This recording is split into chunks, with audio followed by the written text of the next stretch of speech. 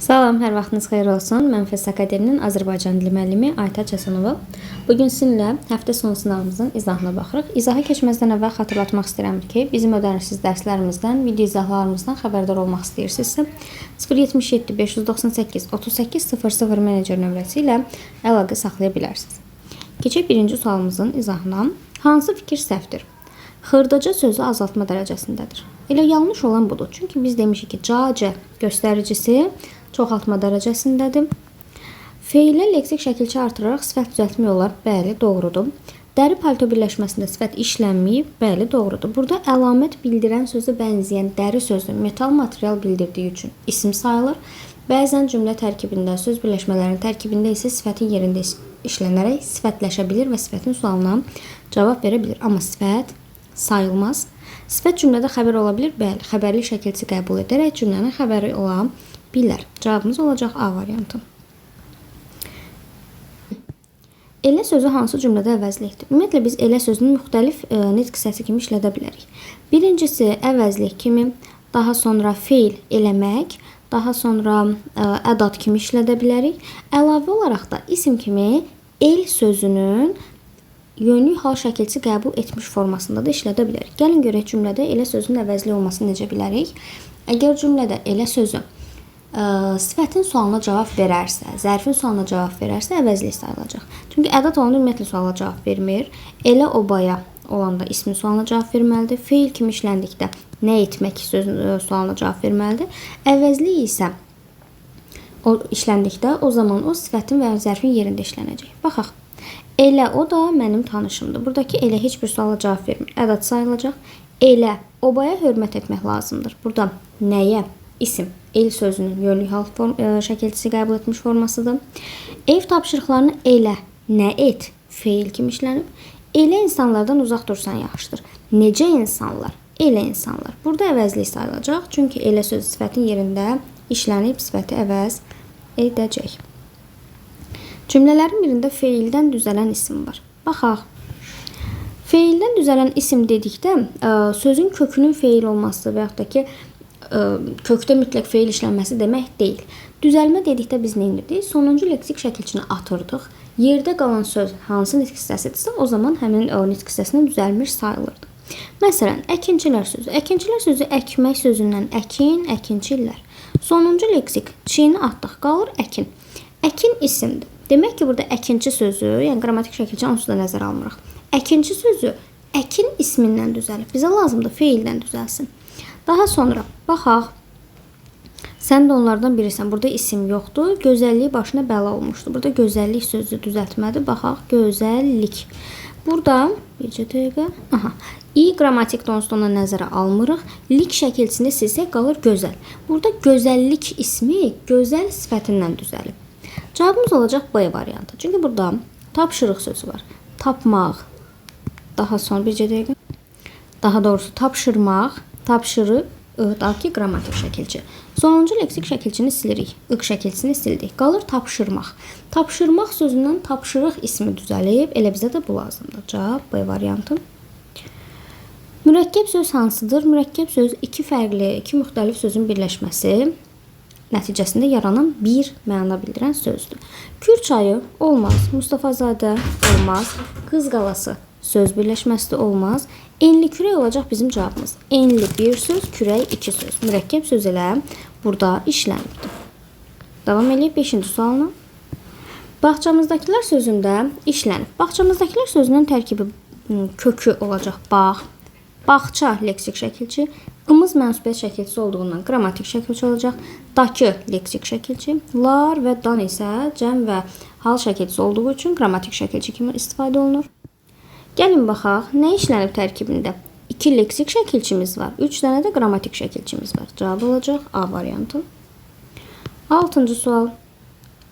Dövlətli sözün fonetik xüsusiyyətlərinə aid doğru fikirlər seçirik. Gəlin əvvəlcə biz dövlətli sözün tələffüzünə baxaq. Fonetik təhlildə mütləq birinci tələffüz qeyd olunmalıdır. Olacaq dövlətdi formasında. Səslərin və hərflərin sayı bərabərdir. Bəli, heç bir artım və azalma baş vermədiyi üçün bərabərdir. Doğru fikirdir. Yazılış və tələffüzü bərabərdir, yəni eynidir olmalıdır burada. Xeyr, eyni deyil. Çünki Dövlətli li şəkilçisi ilə işlənib. Tələffüzdə isə olacaq dövlətli. Səs dəyişməsi baş verir. Səs dəyişməsi baş verirsə biz buna eyni deyə bilmərik. 3 hecalı sözdür. Bəli. Ö, ə və i. 3 saitimiz var deyə 3 hecalı söz olacaq. 4 cingiltili, 1 kar samit işlənib. Biz demişik ki, cingiltili və kar samitləri, samitin növlərini, ümumiyyətlə səslər haqqında danışanda mütləq tələffüzə baxmalıyıq. Gəlin görək tələffüzdə d cingiltilidir. Daha sonra v cingiltili, l cingiltili, d cingiltili, t isə kar. Bəli, doğrudan da 4 dənə cingiltili, bir dənə kar samit işlənib. Bu da doğru fikirdir. Sözdə 2 el səsi işlənib. Səs deyilirsə hara baxırıq? Tələffüzə. Tələffüzdə neçə dənə el var? Bir dənə. Deməli, bu da yanlışdır. Hərf desəydi doğru ola bilərdi, amma hərf yox. Səs deyirsə tələffüzə baxmalıyıq. Doğru fikirlər 1, 3 və 4 olacaq. Cavabımız C variantı. Dördkün sözünün fonetik xüsusiyyətləri ilə bağlı bu dəfə səhv fikirlər axtarırıq. Yenə də tələffüz. 4 sözü sonunda bıcıdığı işlənibsə, özündən sonra samit gəlibsə qaydamız necə idi? Olacaq 4. Daha sonra elə yenə də həmin qaydaya əsasən künc sözünün tələffüzü olacaq künc. Deməli 4 künc sözünün tələffüzü 4 künc formasındadır. Baxaq, bir qapalı, bir açıq sait var. Saitlərə baxaq. Demişik ki, saitləri harda axtarırıq? Tələffüzdə axtarırıq. Ö və ü. Ü qapalı, ö açıq saitdir deyə doğru fikirdir. C samiti kar samitinin cingiltili qarşılığıdır. Bu yanlış fikirdir. Niyə görə? Nədən danışır? C samitindən. Demişik ki, samitə harda baxmalıyıq? Tələffüzdə. İndi gəlin tələffüzə baxaq görək. Bizim tələffüzümüzdə C varmı? Yoxdur. Tələffüzümüzdə C yoxdursa, biz həmin o C-dan danışa bilmərik. Biz fonetik təhlildə yalnız səslərdən, tələffüzümüzdə istifadə olunan səslərdən danışa bilərik, onun xüsusiyyətlərindən danışa bilərik. Səhv elə B variantıdır. 3 cingiltili, 3 kar samit işlənib. Cingiltili, cingiltili, kar, kar. Daha sonra n cingiltilidir, ç yenə də kardır. Bəli, doğrudur. 2 hecalıdır. Bəli, 2 sait işlənib deyə 2 hecalı sayılır. Cavabımız yenə də B variantı qalacaq. Biri çoxlu at mənasındadır. Biz bilirik ki, toplu isimlər cəm şəkilçi qəbul etmədən cəmlik bildirən isimlərdir, cəmlik bildirən sözlərdir və burada da çoxlu at mənasında ilxı sözü işlənibdir. Sürü çoxlu qoyun, naxır çoxlu inək deməkdir. Qaramalı isə ümumiyyətlə bu tip heyvanların ümumi adıdır. Hansı sözdə ikinci şəxsin təkinə, ikinci şəxsin təki sən olacaq. Aid mənsubiyyət şəkilçisi işlənib. Mənsubiyyət deyirsə sənin olmalıdır. Baxaq, sənin sözü ümumiyyətlə mənsubiyyət şəkilçisi qəbul edə bilməz. Şəxsi vəzifələri mənsubiyyətə görə dəyişməz. Biz mənsubiyyəti bilirsiniz nə zaman axtarırıq? Sənin sözündən sonra gələn sözdə axtaracağıq. Burada sənin yəlikdir. Ona görə A variantı olmaz. Sənin gələsən bu şəxs sonluğudur, mənsubiyyət deyil. Sənin qələminiz olmaz. Bu sizin olacaq. Sizin isə ikinci şəxsin cəmidir. Sənin kitabın. Artıq sənin sözündən sonra kitabın sözü ora uyğun gəlirsə, demək ki, kitabın sözü ikinci şəxsin təkinə aid olan mənsubiyyət şəkilçisi qəbul etmiş sayılır. Buradakı ın şəkilçisi mənsubiyyət şəkilçisidir. Cavabımız C variantı olacaq. Hansı cümlədə qeyri-müəyyən miqdar sayı işlənib? Ümumiyyətlə, sayılar demişik ki, müəyyən, qeyri-müəyyən ola bilər. Müəyyən miqdar sayında biz konkret olaraq sayı nə qədər olduğunu bilirik. Qeyri-müəyyəndə isə konkret say bilmirik. Baxaq, çox. Çox sözü, bəli, qeyri-müəyyən miqdar sayı kimi işlənə bilir. Amma bu cümlədə hərəkətə aid olduğu üçün zərf sayılacaq. Say deyil. A variantı olmaz. Saat 10'dur. Bu dəqiqdir, konkretdir. O müəyyən miqdar sayıdır. Daha sonra bəziləriniz mənə tanışdır. Burada ümumiyyətlə say yoxdur.